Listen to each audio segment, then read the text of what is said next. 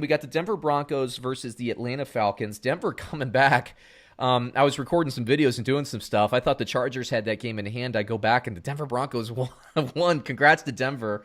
They got it going at the end of the game. They pulled it off. Atlanta, like we said earlier in the podcast, it's that time of year where Atlanta, they're out of playoff contention, so they're just going to win out the rest of the season.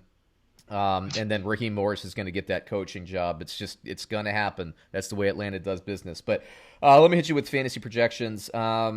Drew Lock, I don't love him. Super flex, you can play him, but I don't love him anywhere else.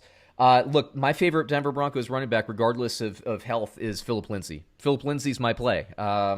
I saw it kind of in the first week. Since he's been back, he's just been confirming that for me. I like Phillip Lindsay much more than Melvin Gordon.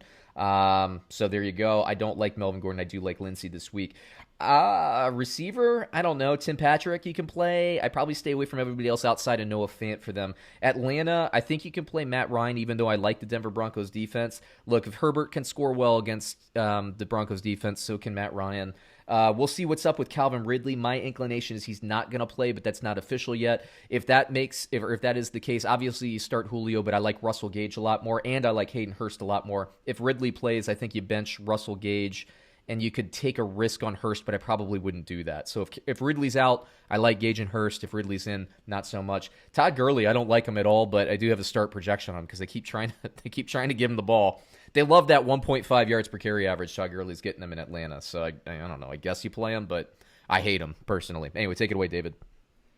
Well, Todd Gurley, he keeps getting into the end zone. I know. You got to give him that. The guy scores touchdowns, but I was never in on him. Yeah. And even now that he's scoring well in fantasy, I'm still not in on him against Carolina, which was like a smash spot. Like we talked about them being the number one easiest fantasy matchup for running backs. They dropped to 3. Why did they drop to number 3? Because Todd Gurley only got in the end zone 46 yards this past week. Yep. So if Todd Gurley can't go crazy against the Carolina Panthers, he's not catching the ball. He didn't have a reception this past week. Brian Hill's the third down back. It's going to be troublesome because the Denver Broncos right now are a top 1, 2, 3, 4, 5, 6, top 7. They're number 7, the 7th toughest fantasy matchup for running backs right now, which, again, if you look at this past week, they didn't struggle too much. Justin Jackson, 17 for 89. Troy Maine Pope, 10 for 67. Josh Kelly even was efficient for 7 for 32. So I do think Todd Gurley, he could have a good game. But if you got extra running backs and you've been looking to sell Gurley, I mean, you want to sell high and buy low, guys. He could be at the peak of your selling opportunity. I think he is. I agree. So if you're looking to get out on Todd Gurley, this might be the time. Agreed. Drew Lock. This offense. I still don't know what to think about Drew Lock. I mean, we have a pretty decent sample size. I know he was injured this year. He only had 5 games last year, and it would help. Sorry? He can dance. He can dance. He's better with Cortland Sutton in the lineup, obviously. I just don't know what to think about him. To me, like the guys to have on this team are Phillip Lindsay and Noah Fant. And Tim Patrick is an interesting one, if you need a flex play or something like that, because everybody kind of underestimates him.